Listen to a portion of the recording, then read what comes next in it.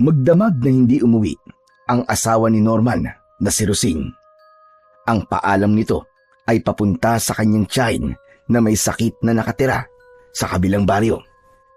Siya ang mag-aalaga sa matanda at babalik na lamang kinabukasan. Maagang nagising si Norman para maghanda ng kanilang almusal habang natutulog pa ang anak na si Toto. Kailangang handa na ang pagkain nila bago pa dumating ang asawa. Tapos na sa pagluluto ang lalaki. Sinangag, itlog at tuyo ang kanyang inihanda.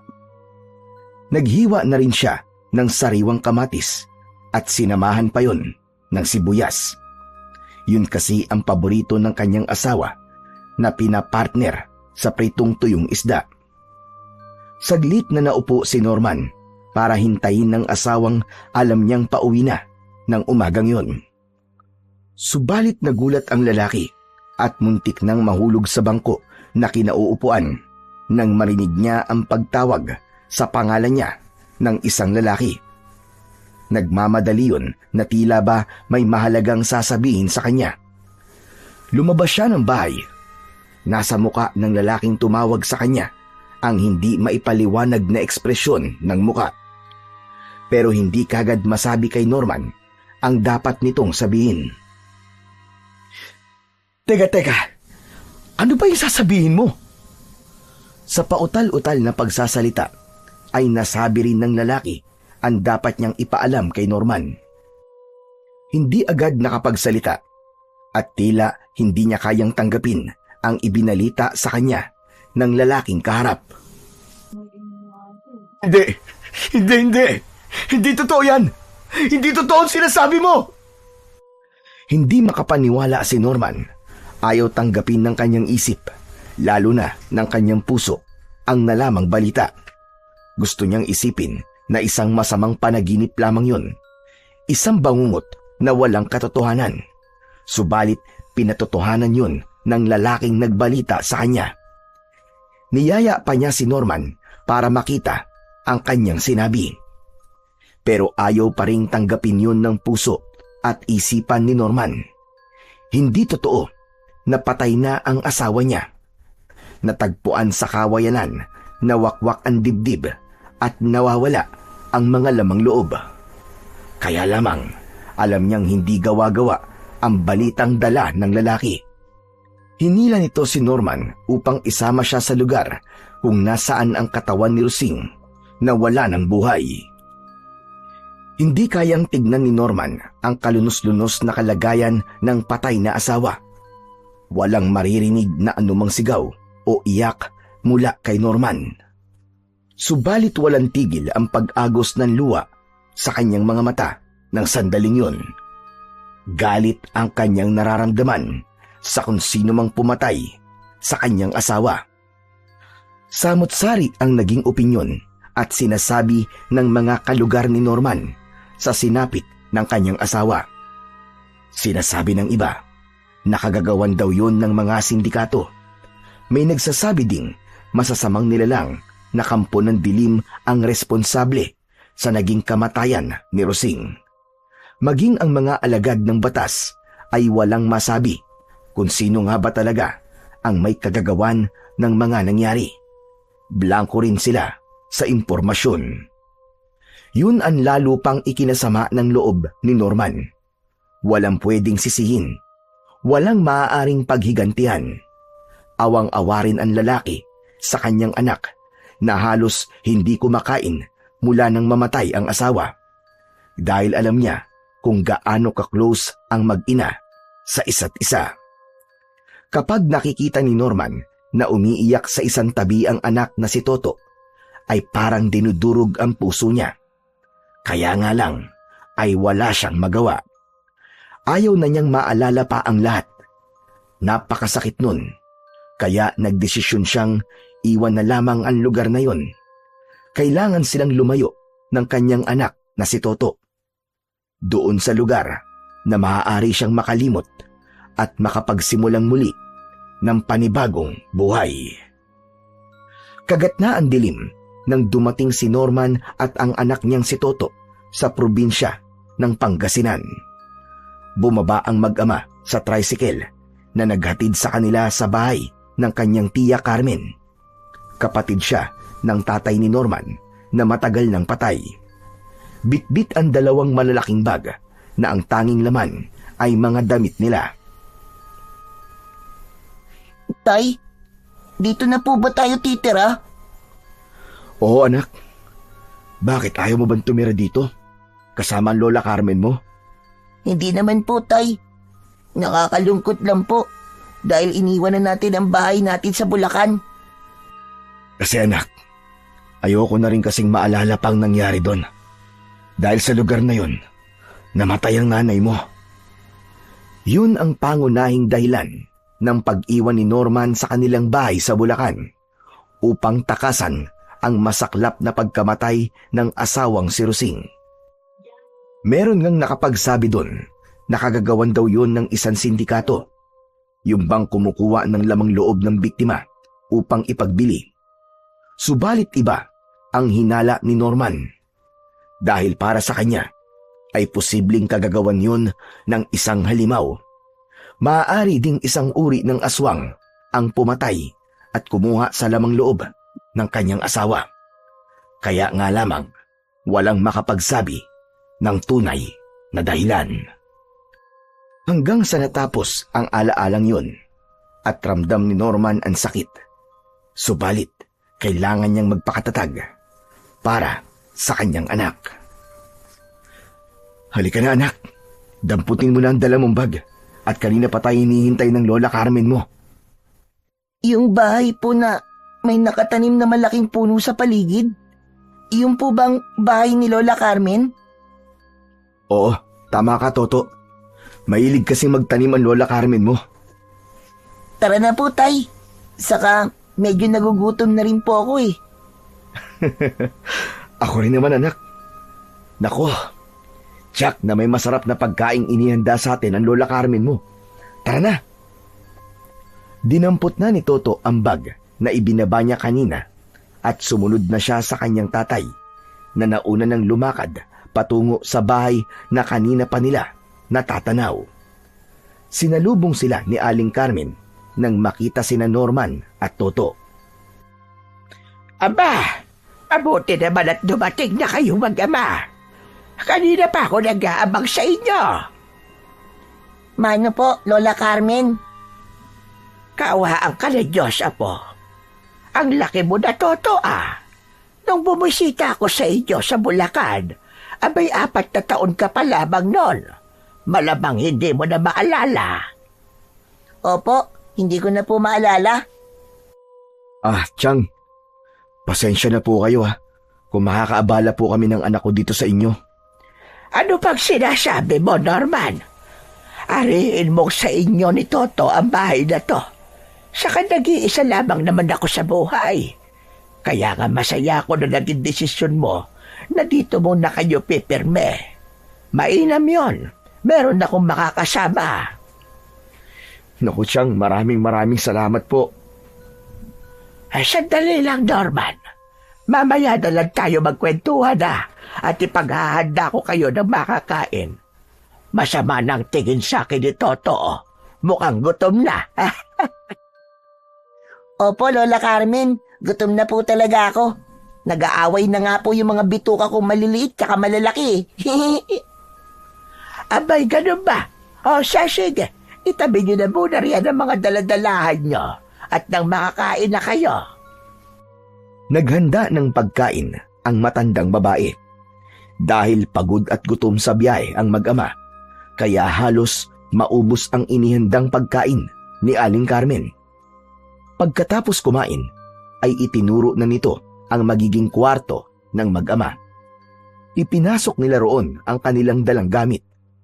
Hindi na inabala pa ni Aling Carmen sina Norman at Toto. Kahit gusto niyang makipagkwentuhan sa mga ito. Alam niyang may bukas pa naman, kaya saka na lang niya gagawin yun.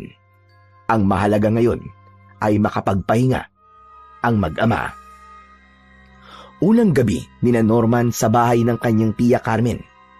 Pagod sila sa mahabang biyahe, pero ayaw dalawin ng antok ang lalaki. Samantalang ang anak na si Toto ay kanina pa natutulog at may paghilik pa ang bata. Napasulyap siya sa rilong nasa kanyang braso. Mag-aalas 12 na ng gabi. Tahimik na ang lugar na yon. Ang tanging maririnig ay ang huni ng mga kuliglig. Bahagyaring maririnig ang banayad na tunog ng alon sa dalampasigan. Malapit sa dagat ang bahay ng kanyang tiya Carmen at pangingisda ang pangunahing pinagkakakitaan ng asawa ng kanyang tiya nung nabubuhay pa ito. Dahil ayaw dalawin ng antok si Norman, kaya naisipan niyang lumabas muna ng bahay. Mula sa pagkakaupo sa kama, ay tumayo ang lalaki at tinungo ang pintuan palabas ng kanilang kwarto. Malamig ang simoy ng hangin sa labas. Marahan siyang naglakad papunta sa tabing dagat. Habang naglalakad, ay bumabaon sa buhangin ang kanyang talampakan. Noon lamang niya naalala na hindi pala siya nakapagsuot ng tsinelas. May kakaibang dating sa kanya ang paglalakad sa malambot at pinong buhangin. Bumabalik sa kanyang alaala ang panahon ng kanyang kabataan na mas gusto nilang magpipinsan na walang sapin sa paa habang naghahabulan sa dalampasigan. Saglit na dumaloy sa alaala ni Norman ang kanyang kabataan. Napapangiti siya habang naglalakad. Subalit naputol ang kanyang mga alaala nang makarinig siya ng isang himig. Isang musikang napakasarap sa kanyang pandinig. Wari bang hinihili siya ng musikang wala namang maririnig na titik. Ang himig ng musika na kanyang naririnig ay tila nanuot sa kanyang damdamin. May hatid yung kasiyahan sa kanyang puso. Kaya ang naging reaksyon ng kanyang utak ay sundan ang sinasabing pinagmumulan ng himig na yon. Iniakbang ni Norman ang kanyang mga paa para sundan ang pinagmulan ng musika. Madilim ang gabi, subalit ang liwanag ng bilog na buwan ay sapat upang tanglawan ang kanyang nilalakaran. Patungo si Norman sa mabatong bahagi ng tabing dagat. Habang papalapit siya sa lugar kung saan nanggagaling ang naririnig niyang musika, ay lalo yung nanunuot sa kanyang damdamin. Tila ang isipan ni Norman ay ganap na rin nilunod ng musikang kanyang naririnig. Nagpatuloy siya sa pagakbang, papalapit sa mabatong lugar. Subalit, bago pa siya makarating sa lugar na yon, ay may tumawag sa kanya. Sino ka? At anong ginagawa mo rito? Saan ka pupunta, ha?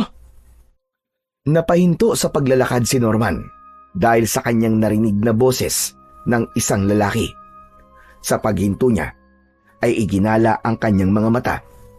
Napakunot ang kanyang noo.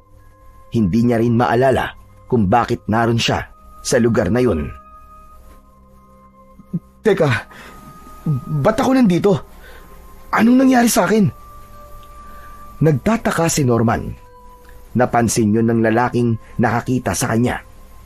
Lumapit ang lalaki at namangha pa ito nang makilala siya. Uy! Ikaw nga yan, kaibigan! Norman? Lucio? Oo! Ako nga to, si Lucio! Yung kababata mo! Walang iya ka. Akala ko kung sino ka. Natakot mo ako. Nagbakasyon ka pala dito sa Barrio Biak na Bato. Dinalaw mo ba ang Tia Carmen mo? Hindi, Lucio. Kundi magtatagal kami rito ng anak ko. Talaga? Mabuti naman at naisipan mong manatili mo na rito. Ano kasi? Maabang kwento, kaibigan. Siya nga pala. Nagtataka ako kung bakit ako napunta dito. Dito malapit sa dalampasigan. Teka. Ibig mong sabihin, hindi mo alam kung paano ka nagpunta rito? Hindi nga. Kasi naalala ko lang lumabas ako ng bahay ng tiyahin ko para magpahangin. Dahil hindi ako dalawin ng antok eh. Tapos, yun na. Biglang nandito na ako. Kung ganun, Tama pala yung kutob ko kanina. Naglalakad ka nang wala sa sarili. Tulala ka naglalakad tapos papunta ka pa sa may mabatong lugar. Lugar na pinagbabawalang puntahan ng kahit na sino. Ano ka mo? Bawal puntahan? Aba bakit? Dahil delikado. Saka ko nasasabihin sa'yo, baka mamaya may makarinig pa sa akin. Mahirap na. Baka kung mapano pa ako. Pero kung totoo yung sinasabi mo, Lucio, salamat, Chong. Pinigilan mo ako. Nag-aalala kasi ako sa'yo eh. Tapos nalaman ko pang ikaw pala si Norman na kaibigan ko.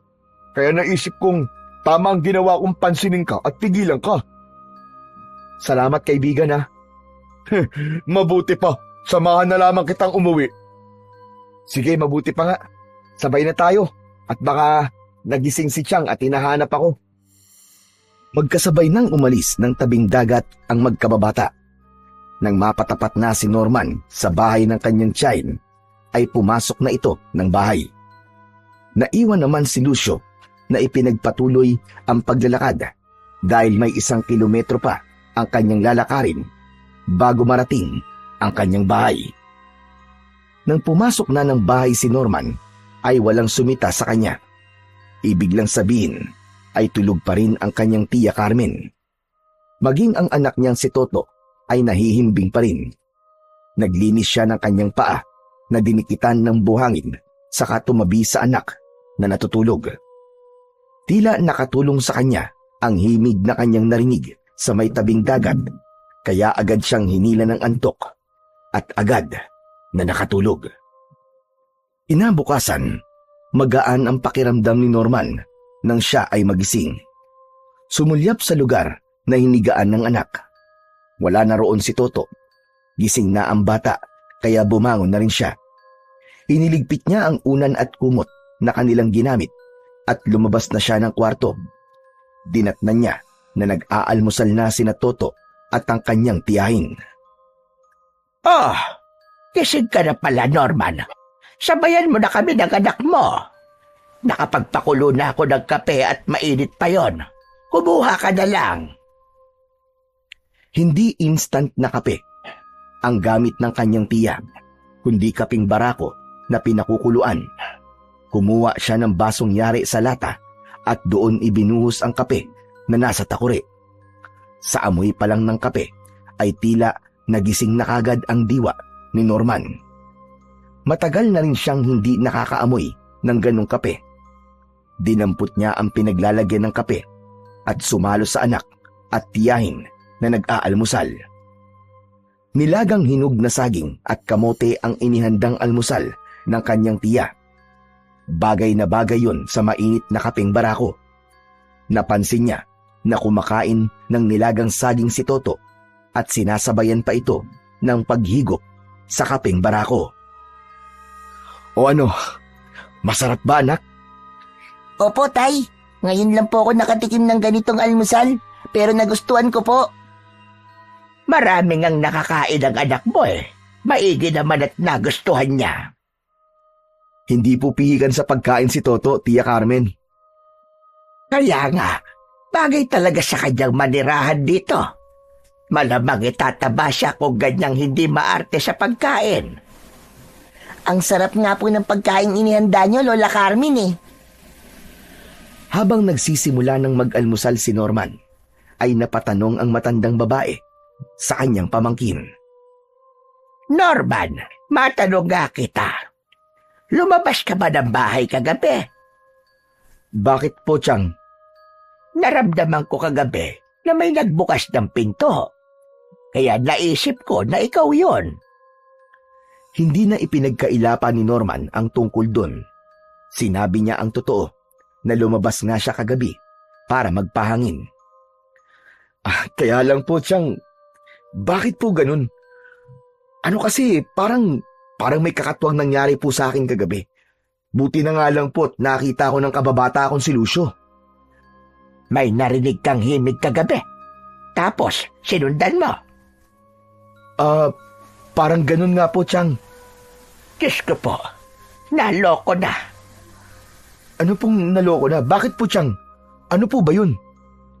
Nagbalik siya, Norman. Pagkatapos ng 20 taon, ay nagbalik na naman siya. Sino po nagbalik, Chang? Ang nilalang na nagmamay-ari ng tinig na iyong narinig.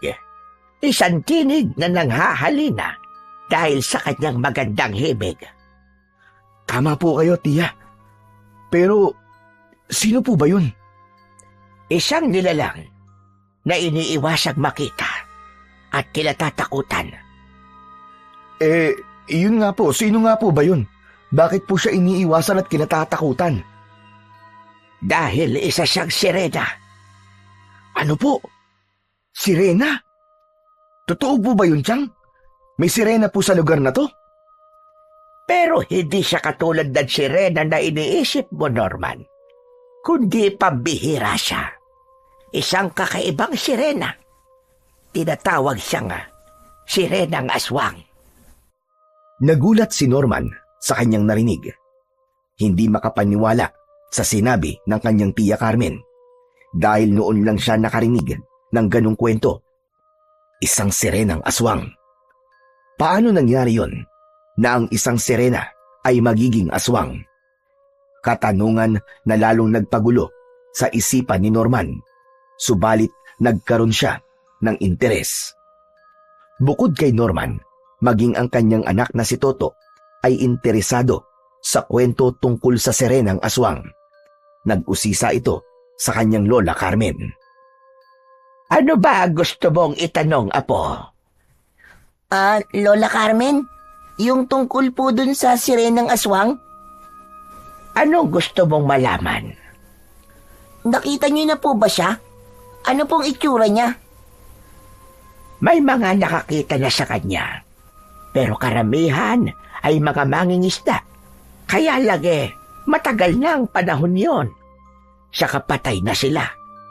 Ang kwento kasi nila tungkol sa sirenang aswang ay nagpapakita lamang ito tuwing ika-20 taon.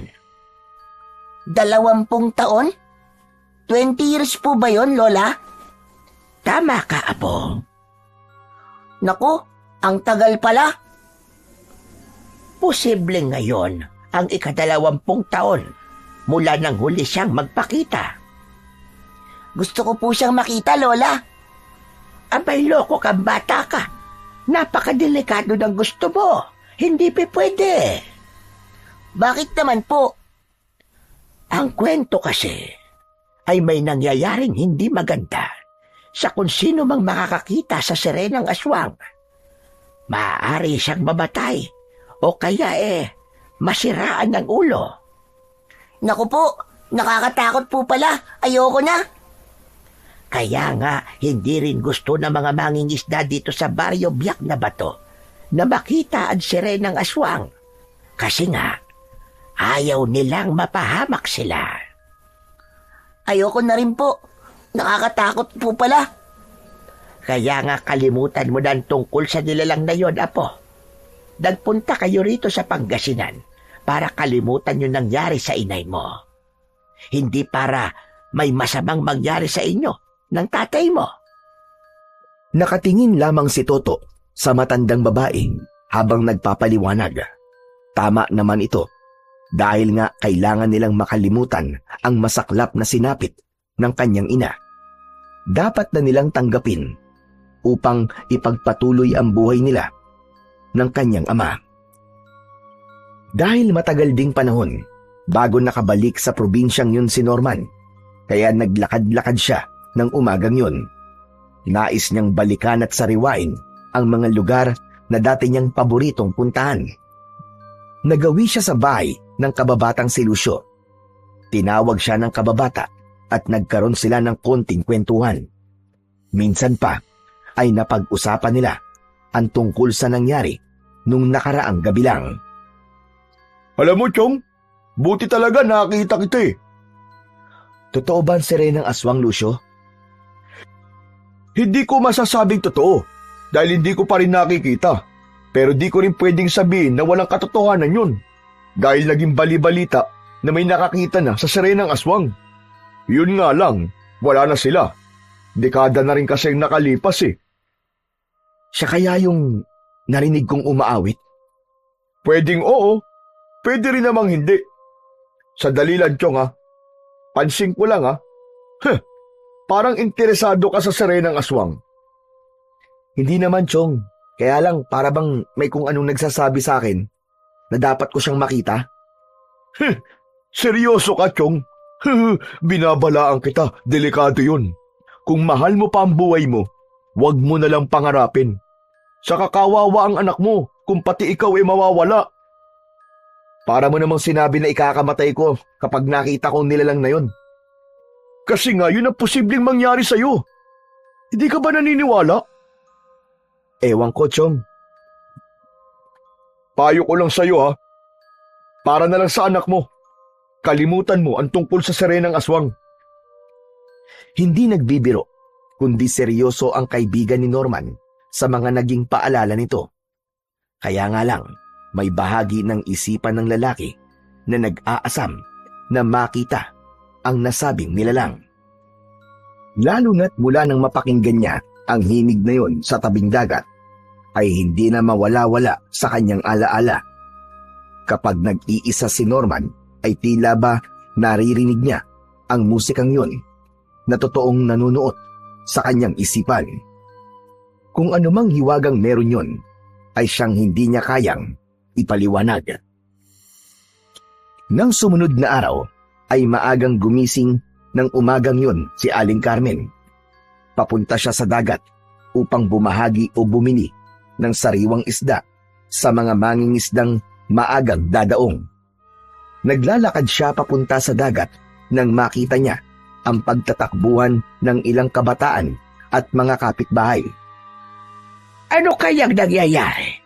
Bakit sila nagtatakbuhan at patungo sa tabing dagat? Hinarang niya ang isang kapitbahay na patungo rin sa direksyon na pinuntahan ng mga lalaking tumatakbo. Sandali lang. Ano bang meron? Bakit parang natataranta ang ilang kapitbahay natin? May natagpuan 2 lalaki. Parehong mangingisda at patay na raw. Ano ka mo? Saan? Doon po, sa may batuan. Pero hindi raw taga rito sa baryo natin ang 2 mangingisda, kundi taga ibang lugar daw. Sino raw ang may kagagawan? Sino raw ang pumatay? Ang narinig kong sinabi ng isang lalaking papunta doon ay biktima raw ng sirenang aswang. Diyos ko, Panginoon! Talaga nga yatang nagpakita na naman ang nilalang na yon. Tama kayo, Aling Carmen. Pagkatapos ng ilang dekada ng pananahimik ng ating baryo, heto na naman. Nakakatakot na talaga. Totoo po yan, Aling Carmen. Kaya lamang, mahirap kalaban ng nilalang na yun eh. Ang tungkol sa natagpuang bangkay ng 2 mangingisda sa may batuan ay agad na kumalat sa buong baryo. Agad din itong nalaman ni Norman, maging ng kanyang anak. Tay, umuwi na lang po kaya tayo. Oh, biglang-bigla naisip mong umuwi ah. Kasi po tay, nakakatakot po dito sa baryo ni Lola Carmen eh. Anak, siguro may atraso yung mga mangingisdang pinatay. Saka isa pa, hindi na tayo pwedeng bumalik pa sa Bulacan. Yung bahay natin doon, naipagbili ko na rin. Dito na po talaga tayo, ibig sabihin? Ganun na nga anak. Saka ba't ka naman matatakot? Salbahing bata ka ba? May kasalanan ka ba? Hindi po. Mabait po ako eh. Oh, ganun naman pala eh. Kaya wala kang dapat na ikatakot. Saka kasama mo si tatay. Siyempre, hindi kita pababayaan, di ba? Dahil sa nangyari, ay nabahala na rin ang kapitan ng baryo na si Chairman Berong. Hindi simpleng bagay yon, sapagkat maghahatid yun ng takot sa kanyang mga nasasakupan. Bagamat unang pagkakataon yun, pagkalipas ng halos 2 dekada. Dapat siguro ay magkaroon tayo ng pagraronda tuwing gabi. Babantayan po natin yung batuan doon po sa may tabing dagat. Pwedeng ganun ang gawin natin, Lucio. Pero Chairman, hindi po yun ligtas sa magbabantay. Kasi nga paano kung yung magiging bantay doon ang mapatay ng sirenang aswang? Di po ba sabi-sabi nga ay mga kalalakihan ng kanyang binibiktima? Pero ayoko nang maulit pa ang nangyari, Lucio. Siguro po Paalalahanan na lang po mga kalugar natin, lalo na yung mga kalalakihan, na huwag gagawi sa lugar na yon. Lalo na kapag gabi. Iwasan na magpunta dun. Kasi para na rin sa kanilang kaligtasan. Sumang-ayon naman ang kapitan sa suwestyon ni Lucio. Yun nga siguro ang nararapat gawin. Layuan ang nasabing lugar na batuhan para wala nang sumunod pang biktima. Ngunit sa kabila ng balitang yon, ay namamalagi sa isipan ni Norman ang kagustuhan na makita ang serenang aswang na sinasabing may kagagawan ng krimen. Nang sumunod na gabi, habang nahihimbing sa pagtulog si Norman, ay naalimpungatan siya. Wari bang may gumising sa kanya? Teka, parang may tumapik sa akin ah. Pinagmasdan ng anak na si Toto. Mahimbing itong natutulog, kaya imposibleng ang anak niya ang tumapik sa kanya. Tumayo siya at lumabas ng kwarto. Bigla ay nakaramdam siya ng malamig na simoy ng hangin nang mapagawi siya sa may pintuan ng bahay. Kasunod noon ay ang mahinang musika katulad ng narinig niya sa may dalampasigan. Ito na naman. Naririnig ko na naman ang musikang yun. Hindi maipaliwanag ng lalaki, pero may kung anong bumabalot sa musikang kanyang naririnig. Napagbabago nito ang laman ng kanyang isip.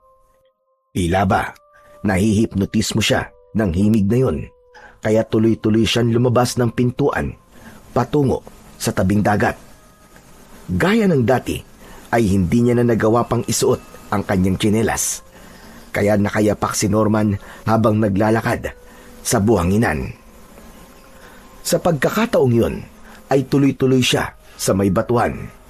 Walang sino man ang nakapansin sa kanya para siya ay pigilan. Palakas ng palakas sa kanyang pandinig ang musikang yun na may kakaibang hatid sa kanyang pagkatao. Nang sapitin ni Norman ang batuhan, tila tulala ang lalaki.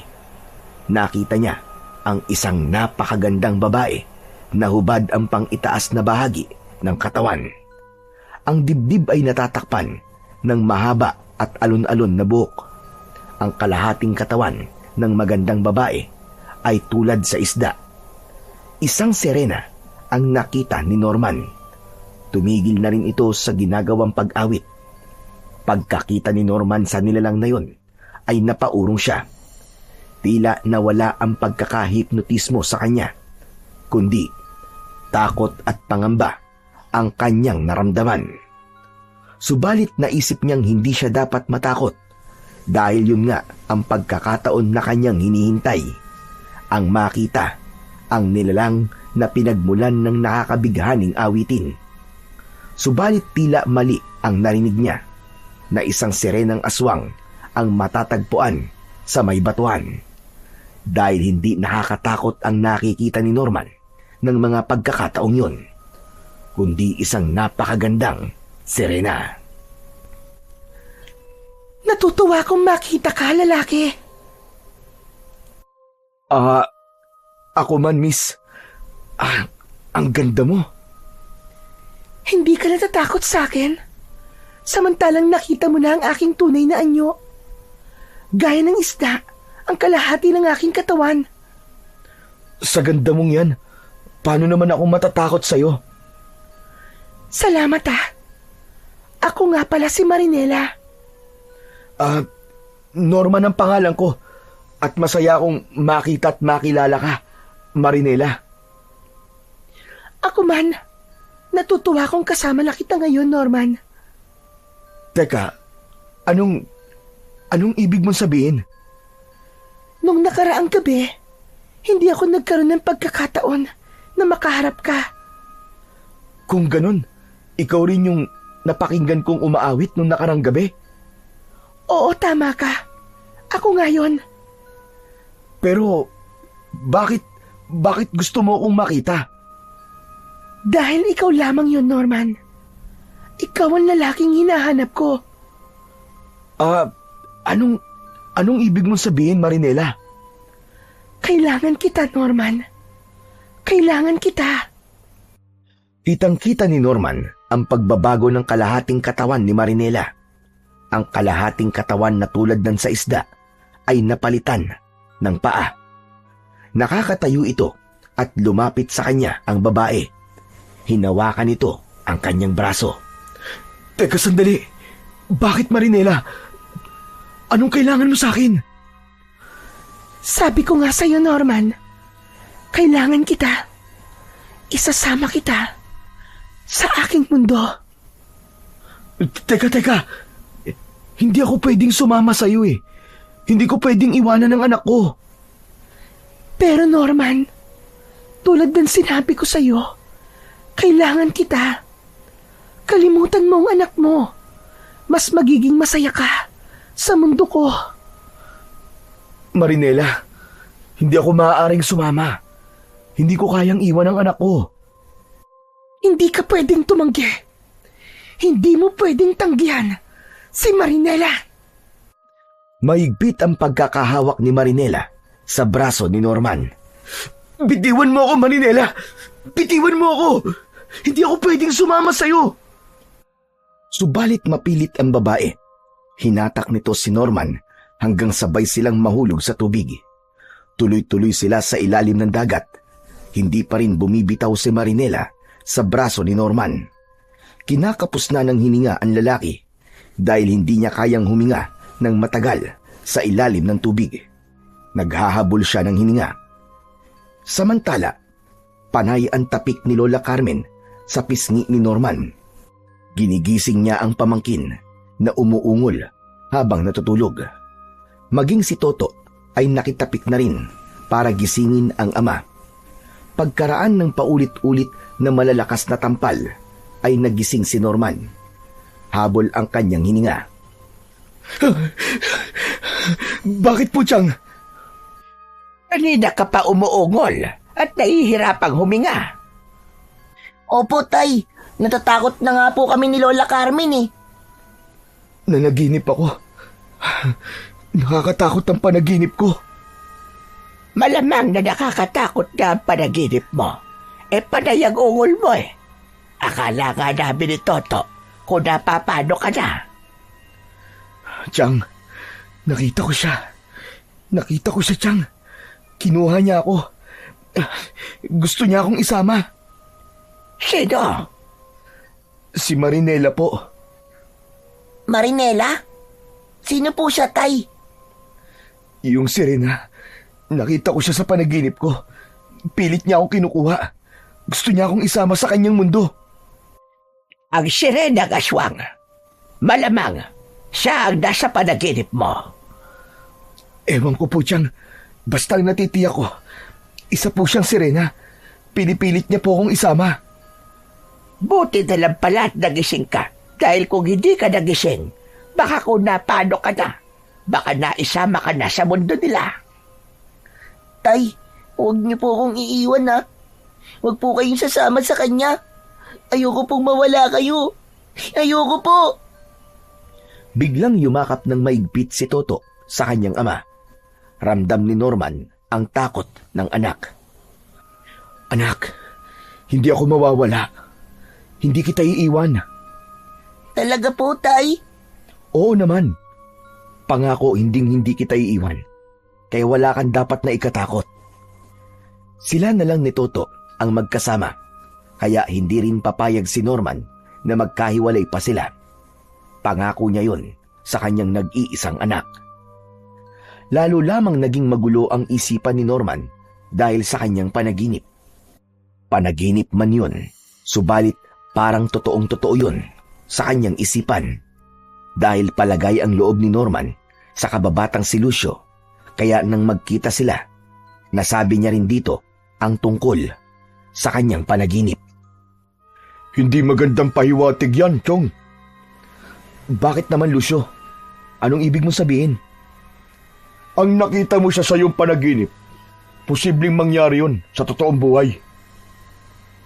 Ano ka ba naman, Lucio? Iba ang panaginip sa totoong buhay, no? Pero nakapasok na si Rena sa isipan mo, Chong. Kaya nga nakikita mo na siya sa iyong panaginip eh. Dapat mong doblehin ang pag-iingat mo. Dahil isa lang ang ibig sabihin nun, Base na rin yun sa mga naririnig ko mula sa mga matatanda dito sa baryo. Ano yun, Chong? Interesado sa yon si Renang Aswang.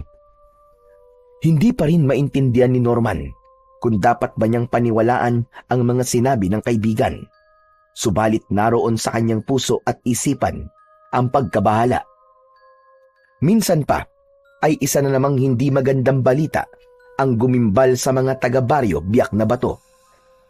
Isang lalaki ang muli natagpo ang patay na palutang-lutang sa gitna ng dagat. Pagkalunod ang ikinamatay ng lalaking natagpuan. Gaya ng mga naunang pangyayari, ay ibinintang sa Sirenang Aswang ang sinapit ng lalaki. Ilan pa ba ang kailangan magbuwis ng buhay? Perwisyo na ang dala ng Sirenang Aswang na yun. Kaya lang, Chairman, paano ba mapapanagot ang nilalang na yon kung siya talaga ang may kagagawan ng pagpatay? Isa nga yan sa mahirap gawin, Carmen. Dahil hindi natin alam kung kailan magpapakita ang nilalang na yon. Ang sabi nila, tirahan daw ng aswang na si Rena ang Isla Puting Buhangin. Ang islang natatanaw natin kapag daron tayo sa tabing dagat. Kaya lamang, mapanganib rin na magtungo roon. Bago pa makarating ang sasakyan sa isla na yon, ay lumalakas ang alon. Hinahadlangan ng alon na makarating ang sino man sa Isla Puting Buhangin. Tama kayo, Chairman. Pero may paraan. At alam nyo kung ano yon. Anong ibig mong sabihin, Carmen? Matalik mong kaibigan ng asawa kong namatay. At may mga nasabi siya sa akin tungkol sa'yo. Natahimik si Chairman Berong. Hindi niya inakala na nasabi pala ng kaibigan niya na asawa ni Aling Carmen ang tungkol sa lihim ng kanyang pagkatao. Matagal ng panahon yun, Carmen. Ayoko na ring balikan pa at pag-usapan. Kaya labang, may mga bagay tayong hindi maaaring ganap na talikuran, Chairman. Lalo na kung ito ang tanging kaparaanan. Hindi na kumibo pa si Chairman Berong dahil alam niyang may katwiran ang matandang babae. Dahil nga sa bagong biktima ay muling nagpaalala ang kapitan para doblihin ng kanyang mga nasasakupan ang pag-iingat. Ayaw niyang madagdagan pa ang mapapahamak. Samantala, nang sumunod na araw ay may pinuntahan si Norman. Naiwan ang anak niyang si Toto.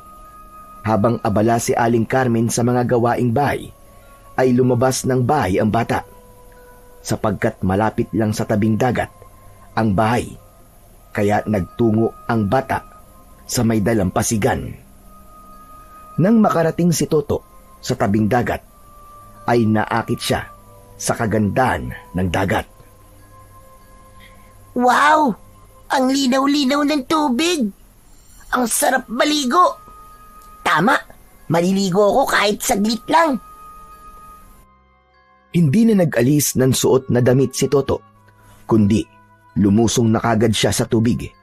Hindi marunong lumangoy ang bata, kaya inilublub na lamang niya ang kanyang katawan. Sarap na sarap si Toto sa paliligo at pagtatampisaw sa tubig dagat. Kahit nag-iisa siya, ay masayang naligo ang bata. Grabe! Ang sarap maligo! Hindi ganang malamig ang tubig! Napakalinaw pa! Habang naliligo si Toto, ay nakarinig siya ng tila isang sitsit na sinundan ng pagtawag sa kanyang pangalan. Uy! Teka! May tumatawag sa akin! Naulit ang pagtawag. Nakilala niya ang boses ng tumatawag sa kanya. Boses ni Lola Carmen yun ah.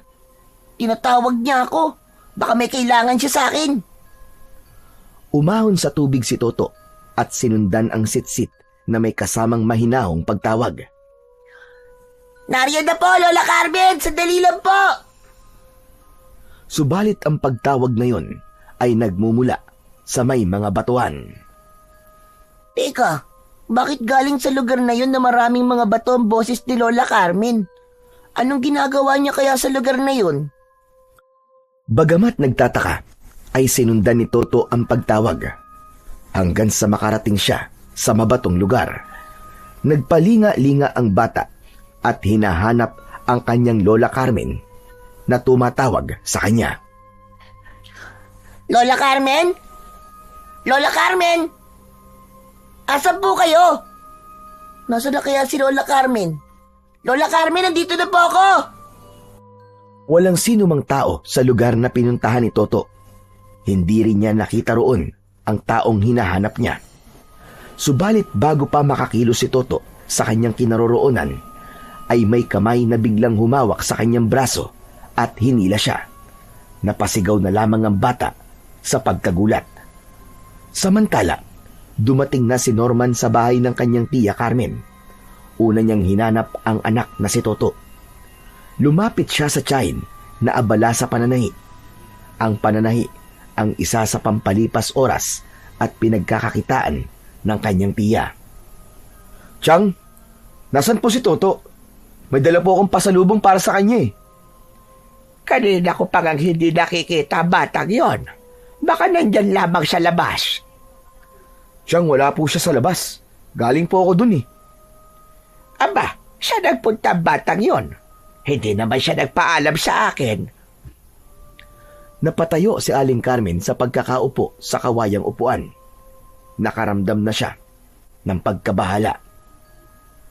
Chang, saan po kaya nagpunta ang anak ko? Jaski namang batang yon. Lumayo yata nang hindi man lang nagsabi.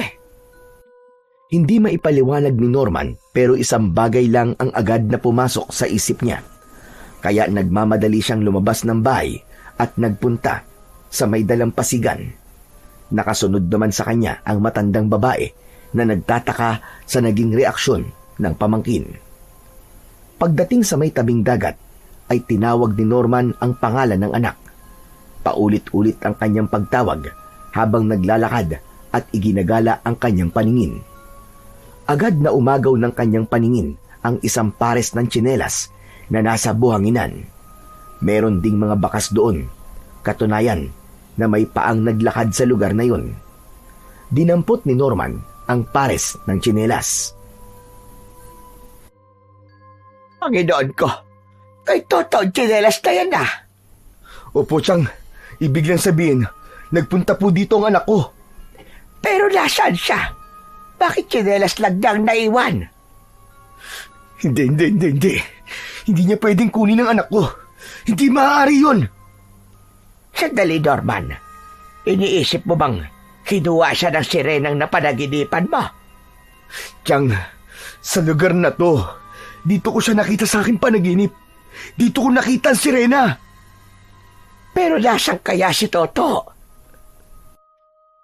Kung nariyan ka man at naririnig ako, at kung totoo kang ang sirena ka, nasaan ang anak ko? Kinuha mo ba siya? Katahimikan ng sumunod pagkatapos na magsalita ni Norman. Hindi mo pwedeng kunin ang anak ko. Maawa ka naman sa kanya. Huwag mo siyang pakialaman. Ibalik mo ang anak ko. Kung ako ang kailangan mo, huwag mong idamay si Toto. Ako na lang ang kunin mo. Panginoon ko, Toto. Ano ba sinasabi mo? Chang, yung po laman ng panaginip ko. Ako po ang gustong dalhin sa kanilang mundo ng sirena na yun. Kaya huwag niyang idamay ang anak ko. Ibalik mo ang anak ko! Maya-maya pa ay may malakas na along humampas sa batuhan. Mula sa kubling lugar ng batuhan ay lumabas doon si Toto. Atay? Lola Carmen! Pagkakita ni Norman sa anak, ay patakbo siyang lumapit at sinalubong ito. Toto! Anak! Tay! Akala ko hindi niyo po ako hahanapin eh. Pambihira ka. Saan ka ba galing, anak? Ano ba nangyari sa'yo? May kumuha po sa akin, Tay. Sino? Magandang babae po siya. Ang pangalan po Marinela. Napamulagat at hindi makapaniwala si Norman sa sinabing pangalan ng kanyang anak. Dahil ganun din ang pangalan ng sirena na nakita at nakausap niya sa kanyang panaginip. Ano ka mo? Nagkita kayo ni Marinela? Opo, Tay. Siya po ang kumuha sa akin. Nasaan siya? Nasaan ang Marinela na yon? Umalis na po siya, Tay. Ang sabi niya po, kailangan na po siyang bumalik sa kanyang mundo.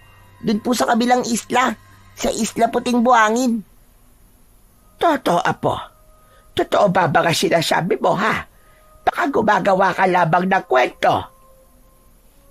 Totoo po yun, Lola Carmen. Nakita ko po talaga siya. Kasama ko po kanina si Marinela. Hindi na nag-usisa pa si Norman sa kanyang anak, kundi umalis na sila sa may dalampasigan kasama ang anak. Nakasunod sa kanila si Aling Carmen na nasa mukha pa rin ang pagtataka. Nang nasa bahay na sila, ay nagsimulang magtanong ang matandang babae sa bata. Toto, sabihin mo nga sa akin, anong ginawa sa'yo ng Serena? Sinaktan ka ba niya? Hindi po, Lola Carmen. Pero sinabi ba niya sa'yo kung bakit kanya kinuha? Ang sabi po niya, kailangan niya pong gawin yon para mapansin po siya ni tatay. Ano ka mo? Sinabi sa iyo na Serena? Opo, Tay. Ibig sabihin, ikaw talaga ang kailangan ng nilalang na yon. Tay, huwag po kayong sasama sa kanya, ha? Anak, di ba nag-promise na ako sa'yo? Hindi kita iiwan. E paano po kung kunin niya kayo, katulad po ng ginawa niya sa akin? Hindi mo dapat isipin yan, anak. Norman, kailangan doblehin mo ang pag-iingat dahil posibleng gawin ng Serena ang sinabi niya kay Toto. Samantala ng gabing yun, habang maliwanag ang buwan, mula sa may dalampasigan, ay naroon at minsan pa'y nag-aabang ang nilalang na kumuha kay Toto. Siya ang Serenang si Marinela na sinasabing may lahi ring aswang. Nakaupo sa isang bato habang ang paningin ay nakapako sa direksyon ng bahay ni Aling Carmen. Hindi na ako maaaring maghintay pa. Kailangan ngayong gabi na. Kung anuman ang pinaplano ni Marinela ng gabing yun, ay nais niyang bigyan na yon ng katuparan. Muli ay nag-umpisa siyang humabi ng musika gamit ang kanyang magandang tinig. Kakaibang musika na nanunuot sa pagkatao ng nilalang na pag-aalaya nito. Para yon kay Norman na sa unang pagkakataon na nakita niya ay agad siyang humanga sa lalaki. Samantala, nahihimbing naman ng sandaling yun si Norman. Subalit ang musikang nilikha ni Marinela ay gumising sa kanya. Mula sa pagkakatulog ay tumayo ito at tinungo ang pintuan ng bahay. Lumabas siya at ang direksyon ay papunta sa lugar na siyang kinaroroonan ni Marinela. Tila wala sa sarili si Norman nang sapitin ang mabatong lugar sa may dalampasigan at naghintay doon ang Serena. Sa wakas, makakasama na kita, aking mahal. Nakatitig lamang si Norman kay Marinela. Isang Serena siya, subalit ng pagkakataong yun ay nagawa niyang maging paa ang kanyang buntot na katulad ng sa tao. Nagkatotoo ang laman ng panaginip ni Norman nang makaharap ang Serena. Hinawakan ni Marinela ang bisig ni Norman. Naglakad sila patungo sa dalampasigan hanggang sa magkasabay silang lumubog sa ilalim ng tubig. Gaya na nangyari sa kanyang panaginip. Kung saan man sila patutungo, ay tanging si Marinela lamang ang nakakaalam. Kinabukasan ay nagising si Aling Carmen na ang unang narinig ay ang pag-iyak ni Toto. Nagmamadali siyang nagtungo sa kwarto ng mag-ama. Bakit, Toto? Ano ba nangyari at umiiyak ka? Lola Carmen, nagising po ako na wala po si tatay sa tabi ko. Baka naman maagang gumising lang, Toto. Mabuti pa tignan mo sa labas ng bahay. Galing na po ako ron, Lola. Pero wala po talaga, hindi ko po nakita si tatay. Aba, saan nagpunta yon ng ganito kaaga? Lola Carmen, baka kinuha na po siya ng sirena. Toto, hindi totoo yan. Nanaginip po kasi ako kagabi, Lola Carmen. Panaginip lamang yon. Pero nasan nga po si tatay? Bakit po nawawala siya? Lumipas ang buong maghapon. Ngunit wala pa rin si Norman. Kung meron man itong pinuntahan, tsak babalik yun pagdating ng hapon. Ipinagtanong na rin ni Aling Carmen ang pamangkin, subalit walang makapagsabi kung saan nagpunta at wala ring makakita rito. Maging ang kababatang si Lucio ay wala ring alam. Kaya ibig na niyang paniwalaan ang sinabi ni Toto na posibleng kinuha si Norman ng sirena. Samantala, sa lugar naman na kinaroroonan ni Norman at Marinela, nahihimbing ang lalaki at nasa kandungan ito ng sirena. Nang magising ito, ay ganun na lamang ang pagtataka. Wala na sa ilalim ng hipnotismo si Norman, kaya hindi makapaniwala sa kanyang nakikita. Teka, sino ka? Sino ka? Anong lugar to? Nagkita na tayo sa panaginip mo, Norman. Ako to. Ako si Marinela. Hindi. Hindi ka totoo. Panaginip ka lang. Panaginip ka lang. Hindi na ngayon, Norman. Dahil totoong-totoo na ako. Narito ka at kasama ko. Nasaan ako? Andito ka sa aking mundo. Sa Isla Puting Buhangin. Dito, ako ang siyang reyna. At may mga alagad akong susunod sa mga pinag-uutos ko.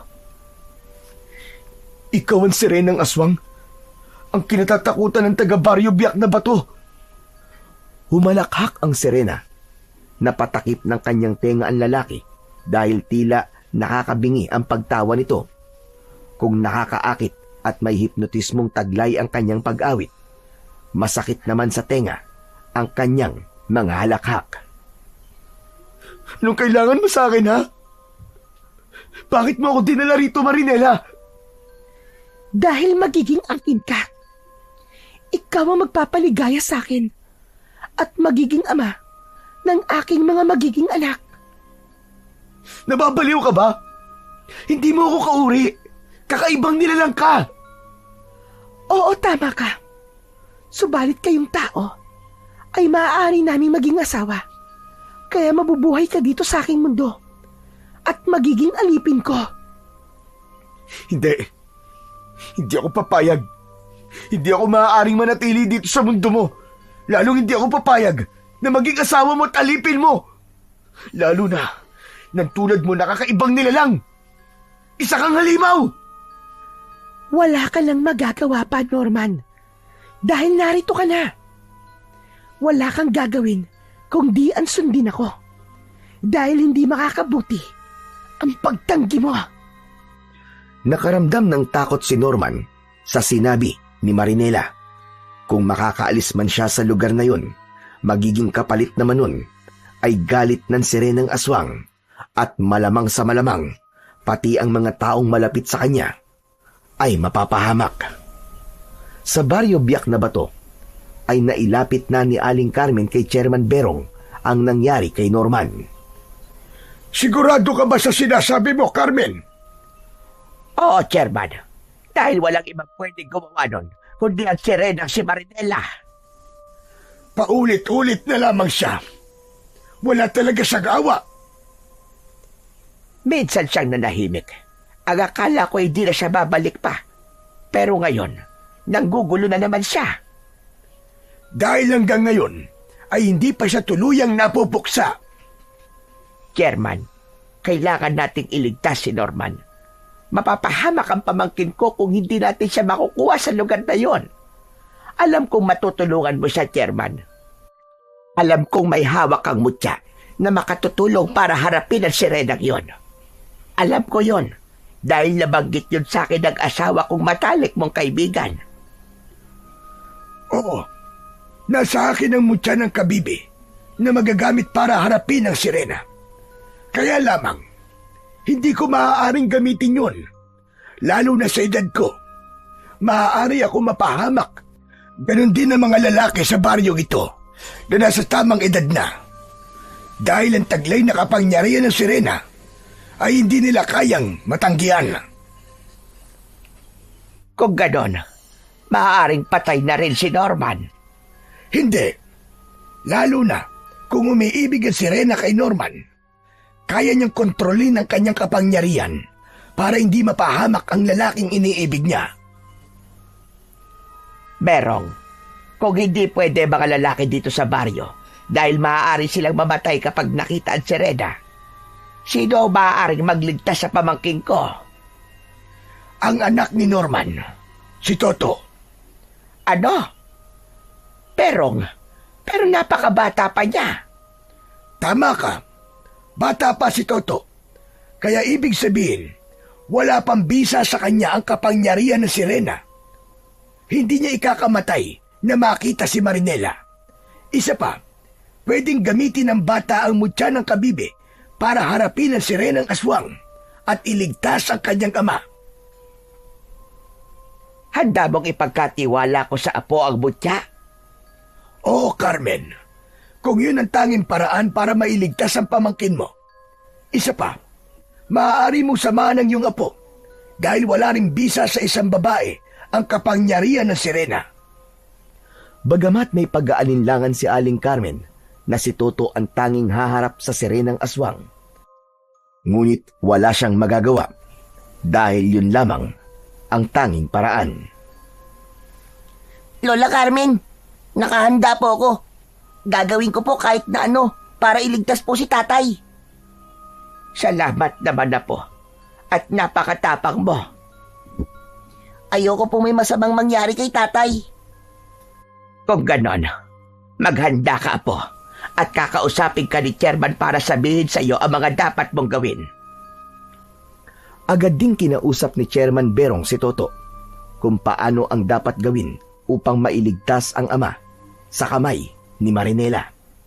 Itinuro sa bata ang mga armas na magagamit nito. Isa yung maliit na kampilan, isang uri ng espada na gamit ng mga katutubo noong unang panahon. Kayang-kaya itong gamitin ni Toto. Ipinagkatiwala din ng kapitan na dating antingero ang isang kwintas na may mutya ng kabibi. Ito ang magpapalakas ng loob kay Toto. Habang sinasabi ni Chairman Berong ang mga dapat gawin, ay matamang namang nakikinig si Aling Carmen. May mga sinabi ang kapitan tungkol sa bisa ng mutya ng kabibi na noon lamang din nalaman ng matandang babae. Dahil gaya ng sinabi ng kapitan na tanging siya ang pwedeng sumama sa bata, kaya pagkatapos ng mga pagtuturo at mga bilin ng kapitan kay Toto, ay agad nang ipinahanda ni Chairman Berong ang bangkang dimotor na magiging sasakyan ng maglola. Alam kong kaya mong gamitin ang bangkang dimotor, Carmen. Oo, Berong. Marunong ako magmaniobra ng bangkad di motor dahil dati sumasama ako sa asawa ko sa pangingisda. Hindi tayo dapat magsayang ng oras. Importante ang bawat sandali para sa kaligtasan ni Norman. Handang-handa na po ako, Chairman. Lakasan mo ang loob mo, Toto. At higit sa lahat, manalangin ka para gabayan ng may kapal at magtagumpay sa pagliligtas sa iyong ama. Opo, Chairman. Maraming salamat po. Bago pa kumagat ang dilim, ay sakay na ng bangkan dimotor ang maglola. Naroon ang kaba at pagkabahala sa damdamin ni Aling Carmen. Subalit kailangan niyang magpakatatag. Hindi rin siya maaaring magpakita ng kahinaan kay Toto dahil makakaapekto yon sa kanilang gagawin. Gaya ng sinasabi ng mga taong minsan nang sumubok na pumunta sa Isla Puting Buhangin, biglangang lumakas ang alon bago sila makarating sa isla. Hindi naman malakas ang hangin, subalit lumalaki ng bigla ang alon na tila ibig itaob ang bangkan dimotor na sinasakyan ng maglola. Napapikit si Aling Carmen habang umuusal ng dasal. Samantala, gaya ng turo sa kanya ni Chairman Berong, ay hinawakan niya ang kwintas na mutya ng kabibi at sinabayan ng dasal at orasyon na itinuro ng kapitan. Saglit pa ay unti-unting pumayapa ang alon na tila ba walang nangyari. Hanggang sa tuloy-tuloy na dumaong ang bangkan di motor sa dalampasigan ng isla, Puting Buhangin. Ito na po ba yung pupuntahan natin, Lola Carmen? Oo, Toto.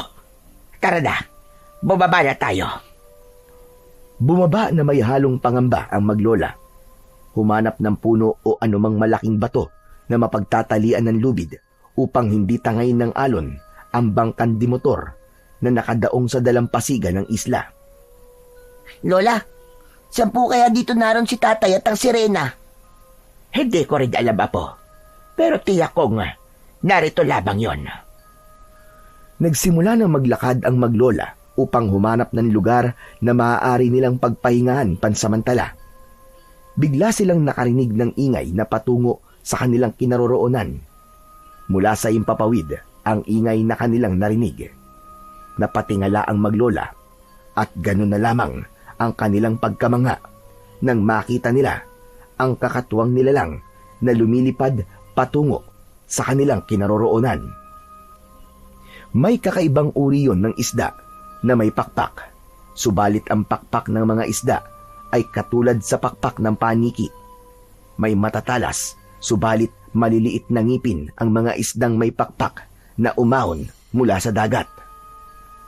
Mahabagin langit, anong uri ng mga isda yan? Lola Carmen, patungo po sa atin. Tayo po ang target ng mga isdang may pakpak na paniki. Halika, Toto. Tumakbo tayo, pumasok tayo sa masukal na bahagi ng isla. Opo, Lola Carmen. Nagmamadaling tumakbo ang maglola. Nagtago sila sa mga masusukal na bahagi ng isla na may makakapal na halaman. Dahil sa takot na sila ay abutan at patayin ng mga isdang may pakpak ng paniki. Subalit nagkamali sila ng hinala dahil nilagpasan lamang sila ng mga isdang may pakpak ng paniki. Tuloy-tuloy ang mga ito na lumipad sa kalayuan. Saka nila nakita na ang grupo ng mga hayop ang pinuntiryan ng mga kakaibang uri ng isda. Mga hayop na kambing na nanginginain. Sila ang pinagpiestahan ng mga kakaibang uring isdang yun. Halos butot balat at ubos ang dugo ng mga kambing ng tantanan ng mga isdang may pakpak. Saka lumipad ang mga ito pabalik sa dagat at sumisid pailalim ng tubig. Salamat naman. At hindi pala tayo ang puntirya ng mga yon. Lola Carmen, anong klase pong isda ang mga yun? Hindi ko rin alam, Apo. Ngayon lang din ako nakakita ng ganong klaseng mga isda. Pero kung sa atin po sila lumapit, Lola Carmen, tsak, hati-hati na po ang katawan nila. Dahil hindi po ako matatakot na gamitin tong aking kampilan na ibinigay po sa akin ni Chairman Berong. Tama ka, Apo. Dahil yan ang sandata na maaaring magligtas sa atin.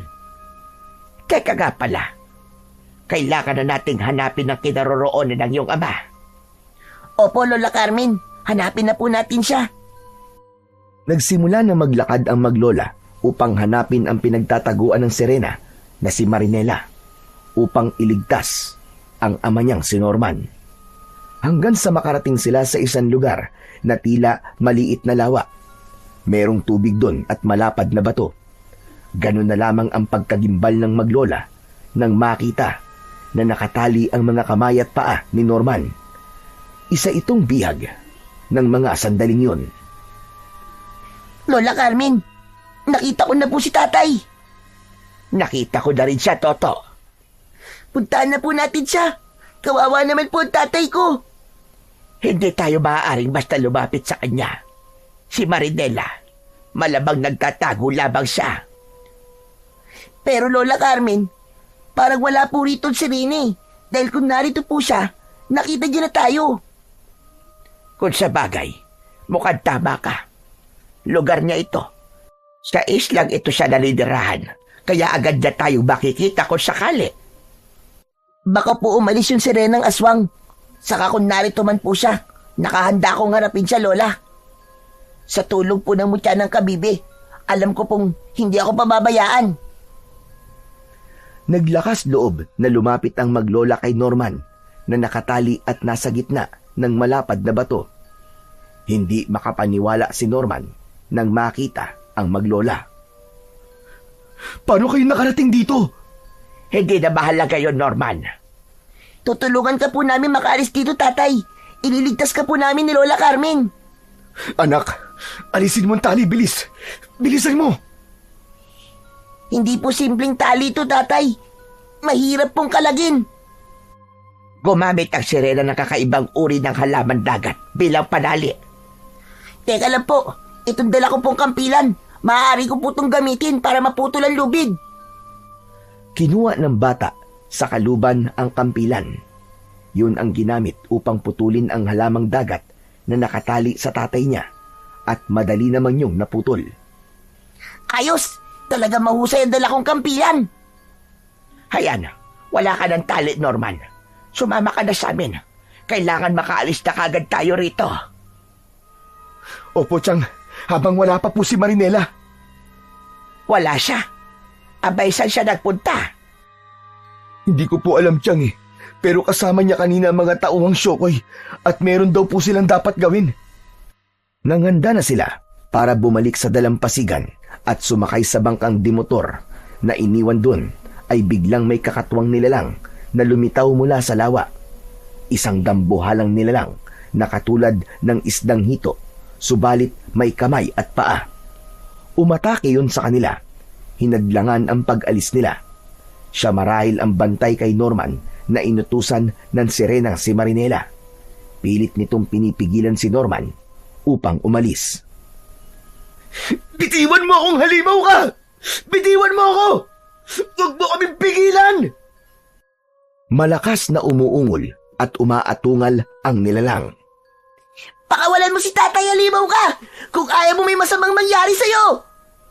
Apo, mag-iingat ka sa kanya. Opo, Lola. Halimaw, ako ang harapin mo. Tignan ko lang ang yabang mo sa hawak kong kampilan. Mahigpit ang pagkakahawak ni Toto sa kampilan. Handang-handa siyang harapin ang halimaw na pumipigil sa kanyang ama.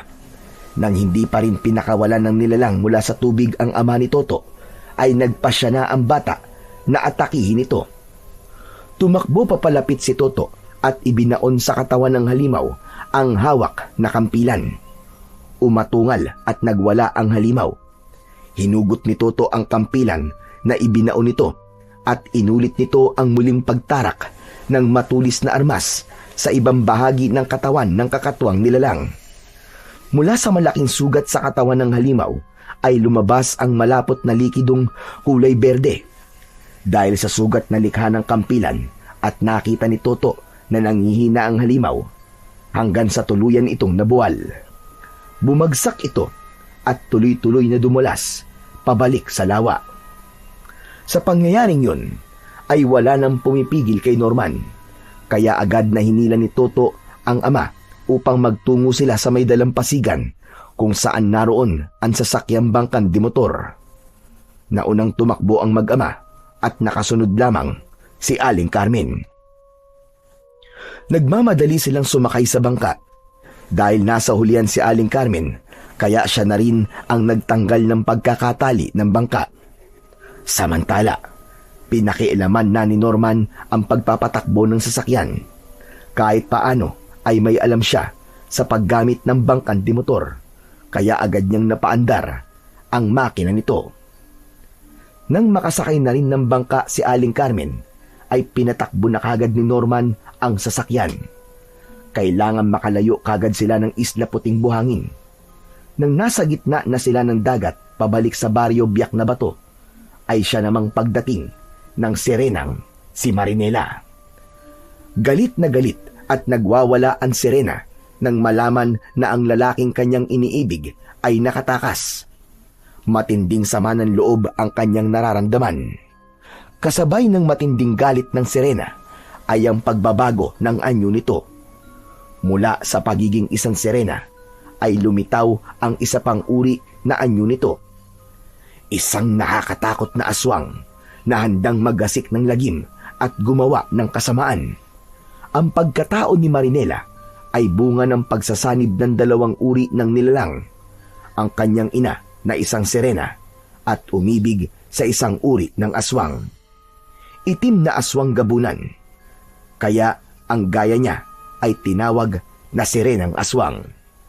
Mula sa pagkakaroon ng kapangyarihan sa tubig, ay maaari siyang umahon at maging mapanganib na aswang sa katihan. Humiyaw sa galit si Marinela at kasabay ng kanyang sigaw ay ang pagngangalit ng tubig dagat. Kaya habang naglalakbay ang bangkang dimotor pabalik sa dalampasigan ng Baryo Biak na Bato, ay nagkaroon ng malalaking alon. Sinabayan din ng malakas na hangin na ibig itaob ang bangkang sinasakyan ng tatlo. Wari mo ay merong unos. Lola Carmen, mas malalakas na po ang alon ngayon. Saka malakas din po ang hangin. Humawak kayo mabuti! Ang galit ng sirena. Malamang siyang may likha ng nagngangalit na dagat. Alam na niyang naging pagtakas mo, Norman. Salamat na lamang at naglakas loob kayong puntahan ako. Tatay, hindi ka po namin pwedeng pabayaan. Patuloy sa paglaki ang mga alon. Mas malalakas ang ihip ng hangin. Kaya hirap ang bangkan dimotor at anumang oras ay posibleng itaob ito ng malalaking alon. Ramdam ni Toto ang peligro ng mga pagkakataong yun. Kaya gaya ng unang ginawa niya ay mahigpit niyang hinawakan ang palawit ng kanyang kwintas upang humingi ng tulong sa mutya ng kabibe. Umusal ng orasyon ang bata na itinuro sa kanya ni Chairman Berong. Maya-maya pa ay unti-unting kumalma ang dagat. Biglang naging banayad ang alon at ang malakas na hangin ay naging kalmado din. Dahil sa pangyayaring yun, ay naging maayos ang takbo ng bangkan dimotor. Subalit gano'n na lamang ang gulat ng tatlong sakay ng bangka nang humarang sa lugar na dadaanan ng bangkan dimotor ang isang nilalang na may nakakatakot na anyo. Isang aswang tubig yun na umahon mula sa ilalim ng dagat. Mahabagin langit, ayaw tayo tantanan ng mga halimaw. Grabe! Anong uri ng nilalang yan, Tia Carmen? Aswang mula sa ilalim ng dagat. Maaari niya na sirenang aswang. Huwag siyang lalapit sa bangka natin. Lagot siya sa kampilan ko. Kung ikaw si Marinela, pakiusap tigilan mo na ako. Dahil isang kahibangan ng ibig mong mangyari, hindi ako maaaring maging asawa mo. Hindi ko kailanman maaaring iwan ang anak ko para makisama sa'yo. Nakikiusap ako. Mula sa pagiging isang kakaibang uri ng aswang, ay nagbago ang anyo nito at naging isang sirena. Tama nga si Aling Carmen, si Marinela ang nilalang na humarang sa kanilang bangka. Tuloy-tuloy itong sumisid sa ilalim ng dagat. Pinabilis pa ni Norman ang takbo ng bangkan dimotor. Samantala, mula sa lugar kung saan ay sumisid pa ilalim ang sirena, ay muli itong pumaibabaw sa tubig. Matalim ang titig sa sasakyang kinaroroonan ni na Norman habang papalayo ito. Mababakas sa muka ang matinding galit. Hindi pa tayo tapos, Norman. Pagsisisihan mo ang ginawa mong pagtanggi at pagbaliwala sa akin. Hindi ko mapapalagpas ang ginawa mong ito. Ipinahiya mo ako. Matitikman mo ang aking matinding galit. Sa dalampasigan ng baryo, sa pagdaong ng bangkan dimotor na sinakyan ni na Norman, ay agad na sumalubong sa kanila si Chairman Berong. Tuwang-tuwa ito nang makita na kasama ni na Aling Carmen at Toto si Norman. Salamat sa Diyos at nailigtas niyo si Norman. Buti na lang at wala ron na sirena na dumating kami. Kaya nagawa namin siyang iligtas. Opo, Chairman. Kaya madali po namin nailigtas si tatay. Pero humabol po siya sa amin. Kaya alam po hinayaan din niya kaming makalayo. Kung ganon, buhay pa ang sirenang aswang. Oo, Berong. Hindi agad nakapagsalita si Chairman Berong. Agad na rumihistro sa itsura nito ang takot at pagkabahala. Bakit po, Chairman?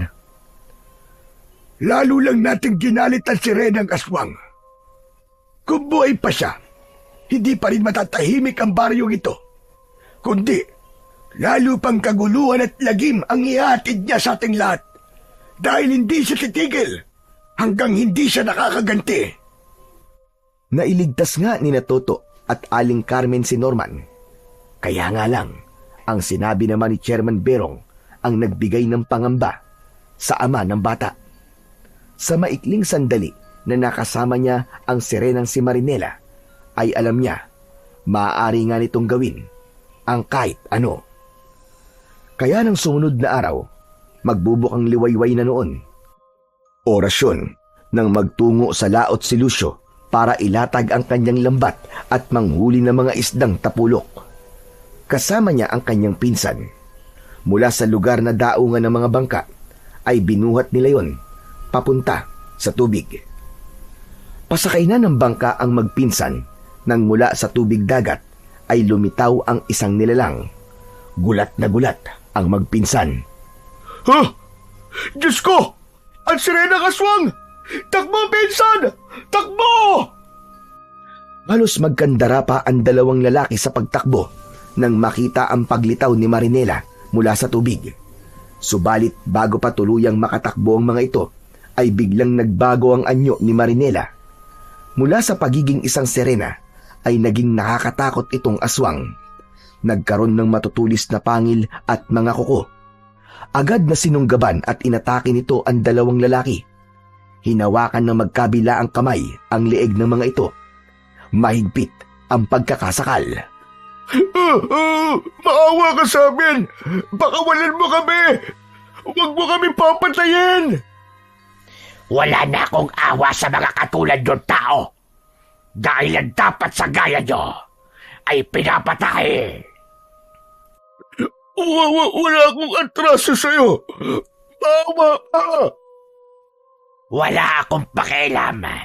Lahat kayong mga tao, ang dapat sa inyo ay patayin upang pakinabangan ang inyong dugo. Yun ang magiging silbi nyo sa aming mga sirenang may lahing aswang. Maawa ka! Huwag mo akong patayin! Wag! Hindi na nagawa pang makasigaw ni Lucio dahil sinagpang na ng aswang ang leeg nito. Sarap na sinipsip ang kahuli-huli ang patak ng dugo nito. Ganun na lamang ang sindak ng pinsan ni Lucio sa nakita. Siya man ay walang awang pinatay ng aswang na sirena. Sinaid din ang natitirang dugo sa katawan. Kinabukasan, maraming tao ang inabutan ni Norman na nasa tabing dagat. Hindi siya makapaniwala na isa sa biktima ng halimaw ay ang kanyang kababata na si Lucio. Naroon din si Chairman Berong na napapailing na lamang dahil sa mga nangyari. Diyos ko! Ito na nga bang ikinakatakot ko? Hindi tayo titigilan ng sirenang aswang na yon. Nagsisimula na siya sa kanyang pag-iiganti. Kagagawan ni Marinela sinapit ni na Lucio? Wala nang iba pa, Norman. Siya lang ang maaaring gumawa ng ganyang bagay dahil hindi niya matanggap ang kabiguan na maging asawa ka. Kaya dadaanin niya sa pag-asik ng lagim ang kanyang galit at pag-iiganti. Kung ganun pala, kasalanan ko ang lahat ng to. Hindi, Norman. Hindi kita maaaring sisihin. Pero ako pa rin po naging punot dulo nito dahil nagkagusto sa akin si Marinela. Kaya lamang, hindi ko kaya ang ibig niyang mangyari. Nauunawaan kita sa bagay na yan, iho. Kung ako po ang dahilan kung bakit magiging magulo ang baryong to, handa po akong tumulong. Salamat, Norman. Pero may napili na ang mutya ng kabibi na higit na karapat-dapat. Malakas ang bisa nun sa kagaya niya dahil malinis ang kanyang puso. Ang anak ko ba ang tinutukoy niyo, Chairman Berong? Oo, Norman, tama ka. Isa pa'y nasabi ko na rin sa kanya ang lahat ng kaparaanan. may basbas ko na rin ang paggamit niya ng sandata. Dati akong antingero at alam ko si Toto ang makakatulong para tapusin ang ginagawang kasamaan ni Marinela. Pero paano po, Chairman? Babalik ba siya sa Isla Puting Buhangin? Hindi na kailangan. Dahil hanggat hindi nagtatagumpay ang sirenang aswang sa kanyang pag-iiganti, ay hindi siya aalis dito sa baryo. Nagtatago lang siya sa tubig dagat. Kung ganun, delikado rin po sa mga taga rito magpunta sa dagat. Oo, lalong-lalo na sa gabi, dahil mas magiging madali sa sirenang aswang ang pumatay. Dahil tanging si Toto ang maaaring humarap sa sirenang aswang, ayon na rin sa dating antingero na si Chairman Berong, kaya kinausap ni Norman ang kanyang anak. Kaharap nila ng sandaling yun, si Aling Carmen. Nag-aalala naman ako para sa anak ko, Chang. Pero wala na akong magagawa. Matapag ang anak mo, Norman. Huwag ka mag-alala sa kanya. Oo nga po, Tay, wag po kayo mag-alala. Kaya ko pong harapin si Marinela. Sabi nga po ni Chairman Berong, ako ang maaaring humarap sa aswang na yon. Pero anak, gusto ko sana iaalalayan pa rin kita. Hindi pwedeng pabayaan na lang kita. Kayo po ang bahala, Tay. Anong plano mo, Norman?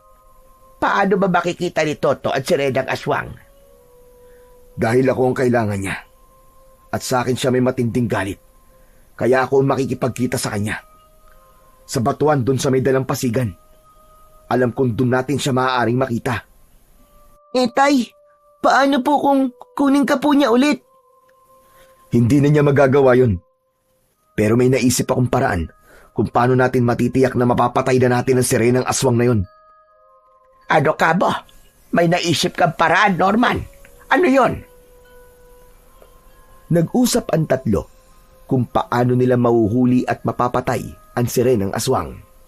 Dapat silang magtagumpay sa kanilang plano. Nang sumapit ang gabi, muli ay nagbigay ng kakaibang halina at liwanag ang buwan. Naroon sa batuan sa may dalampasigan si Marinela. Nakatingala sa buwan at matagal ang kanyang pagkakatitig. Saka sinimulan nitong lumika ng himig, isang awitin na hindi gaya ng dati. Mararamdaman sa kanyang awitin ngayon ang galit. Subalit hindi lang pala basta awit ang pinakawalan ni Marinela, kundi isa rin itong hudyat. Dahil habang nagpapatuloy sa kanyang pag-awit si Marinela, ay nagsimulang kumulo ang tubig dagat sa may dalampasigan. Wari may buhay na ibig kumawala mula sa ilalim ng tubig. Nagpatuloy sa pag-awit ang sirena. Lumakas ang kanyang tinig. Tinangay ng hangin ang kanyang tinig patungo sa dalampasigan. Hanggang sa unti-unti, may mga kakatwang nilalang ang halos sabay-sabay na umahon mula sa ilalim ng tubig dagat. Maliliit na nilalang yun na tila mga tiyanak galing sa ilalim ng tubig. Humahagik-gik ang mga maliliit na nilalang. May mapupula at nanlilisik na mga mata. Pahaba ang tenga at ang mga maliliit na kamay ay may matutulis na kuko. Matutulis din ang mga ngipin ng mga maliliit na halimaw. Hindi mabilang ang mga mumunting nilalang na sabay-sabay na umahon sa tubig at naglakad patungo sa mga kabahayan. Ang ginawang pag-atake ng maliliit na nilalang ay sinasabayan ni Marinela ng kanyang pag-awit. Nakakatakot at nakakakilabot ang lagim na hatid ng mga ito sa baryo Biak na Bato. Maya-maya pa ay sigawan na ang maririnig sa baryo Biak na Bato. Inatake ng mga maliliit na halimaw ang mga tao. Mula naman sa loob ng bahay ni Aling Carmen ay dinig na dinig nila ang sigawan ng mga tao sa labas. Habagin langit! Anong kaguluhan yon? Nasa panganib ang mga kapitbahay natin, tiya. Nangyari po ba sa labas, Tay? Bahagyang binuksan ni Toto ang bintana ng bahay. Ganun na lamang ang kanyang pangihilakbot sa kanyang nasaksihan. May mga nakakatakot at maliliit na nilalang na nagkalat sa labas. Lola Carmen, Tatay, inaatake po nila ang mga bahay. Papunta po rito ang iba sa kanila. Ano ka mo? Mga maliliit na aswang. Sigurado ko, mga kampon sila ni Marinela. Anong gagawin natin, Chang? Nagtungo sa kanilang kusina ang matandang babae. Kinuha niya ang bawang at gagamitin nila yon para pangontra sa maliliit na halimaw. Chang, ang asin! Baka makatulong din sa atin! Hindi, Norman. Walang bisa sa maliliit na halimaw ang asin dahil galing sila sa ilalim ng dagat. Maalat ang lugar na kanilang pinagmulan, kaya walang bisa sa kanila ang maalat na bagay. Habang nag-uusap, ang magtiyahin nang mula sa maliit na bintana ng kusina ay biglang lumabas ang isang maliit na halimaw at palundag itong umatake kay Aling Carmen. Agad na sinakmal ang leeg ng matandang babae. Ah! Halimaw ka! Bitiwan po ang leeg ko! Agad lumapit si Norman upang alisin ang pagkakasakmal ng halimaw sa leeg ng matandang babae. Subalit madikit at mahigpit ang pagkakakapit nito. Nakita yun ni Toto na hawak ang kanyang kampilan. Subalit hindi niya yun magagamit para patayin ang munting halimaw dahil maaaring masugatan din si Aling Carmen. Ang bawang na kanina'y hawak ng matandang babae ay nagkalat sa lupa. Dinampot yun ni Norman at ibinato sa munting halimaw. Sumisigaw at umiigik ang munting nilalang kapag tinatamaan ng bawang. Kaya lamang nananatiling nakakapit sa leeg ng matandang babae. Nakikipagpambuno si Aling Carmen upang hindi siya ganap na makagat ng munting aswang. Samantala, hinugot na ni Toto sa kaluban ang kanyang hawak na kampilan. Gaya ng sinabi sa kanya ni Chairman Berong, may iba't ibang kaparaanan ang nasabing armas para harapin ang mga kampon ng kadiliman. Kaya sinubukang itaas yun ni Toto, kasabay ang usal na itinuro sa kanya ng kapitan. Bigla ay naglabas ng nakakasilaw na liwanag ang mutya ng kabibing palawit sa kwintas ni Toto. Ang liwanag mula sa kabibe ay dumaloy at gumapang sa katawan ni Toto patungo sa talim ng kampilan. Isang mas nakakasilaw na liwanag ang ibinigay ng armas na kampilan. Hindi yun kinaya ng munting halimaw na nakakapit kay Aling Carmen. Bumitiw ito at tumakbo papalabas. Hinabol yun ni Toto. Sa paglabas niya ng bahay ay mas maraming mumunting nilalang ang nagkalat roon. Nasilaw ang mga ito sa liwanag ng kampilan na hawak ng bata. Nagsigawan ang mga mumunting nilalang dahil sa tama ng liwanag sa kanilang katawan. Tumatagos din ang liwanag hanggang sa loob na ng ibang bahay kung saan ay naroon ang ibang mga maliliit na halimaw. Nagsisipagtakbuhan ang mga nilalang kapag nasisinaga ng liwanag. Pabalik sila sa dalampasigan, kaya lamang bago pa sila ganap na makabalik ay unti-unting naaagnas ang kanilang mga katawan dahil sa liwanag mula sa kampilan na hawak ni Toto. Mauubos kayong lahat! Hindi kayo makakabalik sa tubig dagat! Mamamatay kayo! Mga mumunting kampo ng kadiliman! Dahil marami ang mga mumunting halimaw na nagkalat, kaya nagpasya si Toto na umikot sa iba't ibang bahay. Kitang-kita ng mga kapitbahay ni Aling Carmen ang paglabas ng mga mumunting nilalang na umaatake sa mga bahay. Subalit isa-isang nabubuwal at naaagnas kapag nasisinagan ng liwanag mula sa kampilan. Samantala, mula naman sa kinaroroonan ni Marinela ay ramdam niya ang hindi magandang nangyayari sa kanyang mga alagad na umahon sa dagat. Hindi! Hindi ito maaari! Hindi dapat maubos ang mga munti kong alagad! Magbabayad ang kung sino mang may kagagawa nito! Mula sa batong kinauupuan ni Marinela ay unti-unting naging paa ang taglay niyang buntot. Naglakad siya sa buwanginan habang walang anumang saplot sa katawan.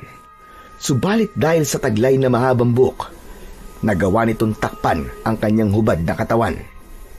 Samantala, lumabas na ng bahay si Norman at sinundan ang kanyang anak. Bagamat alam niyang hindi pababayaan ng mutya ng kabibe si Toto, bilang ama ay naroon pa rin ang kanyang pag-aalala. Ngunit hindi inaasahan ay nagkasalubong sina Marinela at Norman. Kapwa na pahinto ang dalawa. Titig na titig ang sirenang aswang sa lalaki.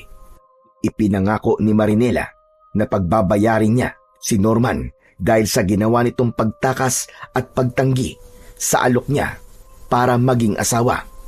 Kaya patitikman niya ito ng kanyang galit. Subalit ng pagkakataong yun, na makita muli ni Marinela ang lalaki, iba ang kanyang naramdaman. Sadyang nangingibabaw ang kakaibang uri ng pagmamahal niya para kay Norman. Dahil mortal si Norman, kaya ang kapangyarihan ni Marinela ay nagkaroon ng bisa sa katauhan ng lalaki. Hindi niya nakayanang paglabanan ang lakas ng hipnotismo ng isang sirenang aswang. Halika, mahal ko. Sasama ka uli sa akin. Sa pagkakataong to, hindi na ako papayag na mawala ka pa. Oo. Oo, Marinela. Sasama ako sa'yo. Minsan pa ay sumailalim sa kapangyarihan ng sirenang aswang si Norman. Muli ay naging sunod-sunuran siya. Wala sa lugar na yon si Toto dahil naging abala ang bata upang lipulin ang mga munting halimaw na nagkalat sa mga kabahayan. Subalit, naroon si Aling Carmen na kitang-kita ang nangyayari kay Norman. Norman, pamangkin ko! Huwag kang sumama sa kanya! Huwag! Akin na siya, matandang babae. Siya ang aking magiging asawa. Ang pagmumula ng aking bagong lahi. Nangako ka na hindi mo iiwan ang anak mo, Norman. Huwag mong iwan si Toto. Maawa ka sa anak mo. Masyado kang maingay, babae. Huwag mo akong galitin. Hindi! Hindi mo maisasama si Norman! Gamit ang hawak na bawang ay ibinato yun ni Aling Carmen kay Marinela. Nasaktan ng sirenang aswang. Nagwala ito, kaya biglang nagbago ang anyo. Naging nakakatakot na halimaw si Marinela at agad na inatake si Aling Carmen. Hinawakan ng leeg ng matanda at handa na siyang kagatin ang leeg at sipsipin ang dugo nito. Wag! Wag mong saktan ang Lola Carmen ko! Dumating na ng sandaling yun ang batang si Toto. Wala na ang liwanag sa taglay niyang kampilan at nakabalik na ito sa kaluban na nasa kanyang bewang. Huwag kang makialam dito, bata! Ako ang harapin mo! Wag ang Lola Carmen ko! Pakialamera ang matandang to, kaya dapat lang sa kanya ay mamatay! Sa kabila ng kaguluhan na nagaganap, ay nanatiling walang kibo si Norman. Nakatayo lamang ang lalaki na tila walang pakialam sa mga nangyayari. Namamalagi itong nasa ilalim ng hipnotismo at kapangyarihan ni Marinela. Napansin ni Toto ang pagkatulala ng kanyang ama. Subalit higit na kailangan ng kanyang Lola Carmen ang tulong niya. Kaya upang matulungan ang kanyang lola, ay kinuha ni Toto sa kaluban ang kampilan. Itinaas niya yon at minsan pa, mula sa kanyang kabibing kwintas, ay muling lumitaw ang nakakasilaw na liwanag. Dumalo yon sa katawan ng bata patungo sa kampilan na nagbigay ng nakakasilaw na liwanag. Hindi kinaya ni Marinela ang liwanag, kaya kusa niyang binitiwan si Aling Carmen. Pagkakataon na yon ni Toto para harapin ang aswang na si Marinela. Inihanda niya ang kampilan upang itarak yon sa mismong katawan ng aswang. Subalit ganun na lamang ang gulat ni Toto nang biglang magbago ang anyo ng aswang na si Marinela. Naging dambuhalang isda na may pakpak ng paniki ito at agad na dinagit si Norman. Subalit naging mabilis naman ang kilos ng batang si Toto. Bago pagganap na nailipad ng aswang na si Marinela ang kanyang ama, ay ipinangsibat niya ang hawak na kampilan at bumaon yun sa katawan ng aswang. Hindi nito nagawang makalipad dahil sa kampilan na nakatusok sa kanyang katawan. Mabigat yun at hindi kayang ilipad ng aswang, kaya bumagsak sa lupa ang aswang At ganun din si Norman na tulala pa rin at walang kamalay-malay sa mga nangyayari. Dahil sa pagkakatusok ng kampilan sa katawan ng aswang na nasa anyo ng isdang may pakpak ng paniki, ay nagbalik ang anyo nito sa anyo ng isang magandang babaeng si Marinela. Samantala, nilapitan naman ni Toto ang kanyang ama at hinatak ito papalayo sa sirenang aswang. Gamit ang mutya ng kabibe ay idinikit yun ni Toto sa noo ng kanyang ama. Dahil doon ay bumalik sa wisyo ang isipan ng lalaki. Ikinurap-kurap ang mga mata at inalog-alog ang kanyang ulo. Toto, anak! Teka, ano nangyari? Gusto ka na namang kunin ni Marinela, Tay. Hindi maaari yun, anak. Ayoko sumama sa kanya. Huwag na po kayo mag-alala, Tay. Hindi siya nagtagumpay. Ayun po siya. Hirap po sa mga kilos dahil nakatusok pa rin po sa katawan niya yung kampilan. Hindi niya rin po yung kayang hawakan. Ako ngayon ang tatapos sa kanya, anak. Humanda siya. Tumayo si Norman at buong tapang na lumapit kay Marinela. Pinigilan pa ito ng bata. Tay, huwag ka po lumapit sa kanya. Baka mapaano ka po. Subalit tila walang narinig si Norman. Nagpatuloy ito sa paglapit sa sirenang aswang na nahihirapan sa kalagayan dahil sa kampilan na nakabaon sa kanyang katawan. Nang tuluyan ng nakalapit si Norman kay Marinela, ay agad na binunot ng lalaki ang sandata na nakabaon sa gawing hita ng sirena. Mabilis ang kilos ni Norman. Pagkaraang bunutin mula sa pagkakabaon sa hita ni Marinela, ay muli yung itinusok ni Norman sa katawan ng sirena. Sa mismong dibdib nito, sentro, sa tapat ng puso. Humalaw sa sakit si Marinela. Hindi niya inaasahan na gagawin yun sa kanya ni Norman. Malalim ang pagkakabaon ng kampilan. Mula sa sugatang katawan ng babae ay umagos ang nangingitim na kulay ng dugo nito. Kung gaano kaitim ang budhi ni Marinela, ay ganun din ang kulay ng dugo na lumabas sa kanyang katawan. Walang maririnig ng mga sandaling yun, kundi ang pagpalahaw ng sirena. Sa bawat pagpalahaw ng sirenang aswang ay kasabay nun ang pagnangalit ng dagat. Lumaki ang alon sa dalampasigan. Waring nararamdaman ng dagat ang paghihinagpis ng kalooban ni Marinela. Hinawakan ni Toto ang kanyang kwintas at minsan pa ay naglabas yun ng liwanag. Ang liwanag mula sa kwintas ay tumama sa kampilan na nakabaon sa katawan ni Marinela.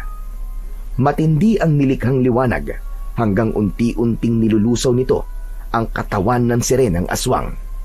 Saglit pa ay ganap nang nalusaw si Marinela. Ang alon sa dagat bigla na ring pumayapa. Yun na ang naging katapusan ng sirenang aswang na kampon ng kadiliman. Ang nilalang na kinakatakutan sa baryo Biak na Bato. Ang mga pangyayaring yun ay hindi naging lingid sa mga taga-baryo dahil naganap yun sa labas ng bahay kaya marami ang nakakita.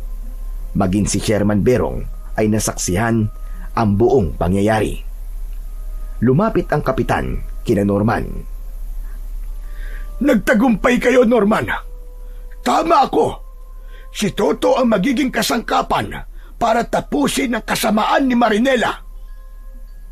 Mahirap po, Chairman. Pero natutuwa po ako na nagawa ko po yun. Hindi lang po si tatay ang nailigtas ko, kundi po ang buong baryo. Tama ka, Toto. Yun marahil ang dahilan kung bakit itinadhana na tumira kayo dito sa aming baryo. Tama ang sinabi mo, Chairman. Sila ang ipinadala ng may kapal para gamitin at bigyan ng sagot ang matagal na dating ikinakatakot. Utang namin sa inyo ang aming buhay. Kayong mag-ama, ang bayani ng baryo Biak na Bato. Chairman, ang anak ko lang po. Hindi, Norman. Kayo ng anak mo. Kung hindi dahil sa tamang pagpapalaki mo kay Toto, hindi rin siya mapipili para maging tagapagligtas ng baryong ito. Ipinagmamalaki kita, Apo. Salamat po, Lola Carmen. Pero alam kong hindi pa rin po ako magaling, kundi ang mutya ng kabibi po na ipinagamit sa akin ni Kapitan. Kaya po, ibabalik ko na rin po sa inyo ang kwintas at ang kampilan, Chairman Berong. Hindi na kailangan, Toto. Dahil ipinauubaya ko na sa iyo ang mutya at ang armas. Sadyang para yan sa iyo. Matagal ng panahon na kailangan ng mag-iingat dyan. At ikaw yun. Napatunayan kong ikaw ang karapat-dapat. Tinanggap ni Toto ang ibig mangyari ni Chairman Berong. Dahil alam niyang mas marami siyang matutulungan habang nasa kanyang pangangalaga ang mutya ng kabibe at ang kampilan. Hindi naman tumutol si Norman dahil suportado niya kung anuman ang makakapagpasaya sa kanyang anak. Kinabukasan ay may natanggap na tawag mula sa kanyang cellphone si Norman mula sa alagad ng batas sa Bulacan. Itinawag sa kanya na nahuli at umamin na ang pumatay sa kanyang asawa. Kasapi yun ng isang kulto at ngayon ay nakakulong na at pananagutin sa kasalanang nagawa. Bagamat wala na ring saysay ang balita para sa kanya dahil hindi na rin maibabalik pa ang buhay ng asawang si Rosing. Ganun pa man ay mapapanatag na ang isipan niya dahil magkakaroon na ng katarungan ang sinapit ng nanay ni Toto. Wala na rin silang planong bumalik pa sa Bulacan. Handa na nilang yakapin ang bagong buhay sa probinsya ng kanyang tiya Carmen, kung saan natagpuan na nila ang kapayapaan at panibagong pakikipagsapalaran para kay Toto. Ang maging tagapagtanggol ng kabutihan laban sa masasama at kampon ng kadiliman. Laging puno ng hamon ang ating buhay. Iba't ibang muka at iba't ibang uri ng pagsubok. Hindi ito maiiwasan at pwedeng talikuran. Ang kailangan lang ay maging matatag upang ito'y harapin. Dapat wala din puwang ang kahinaan upang makamtan ang tagumpay na ating inaasam.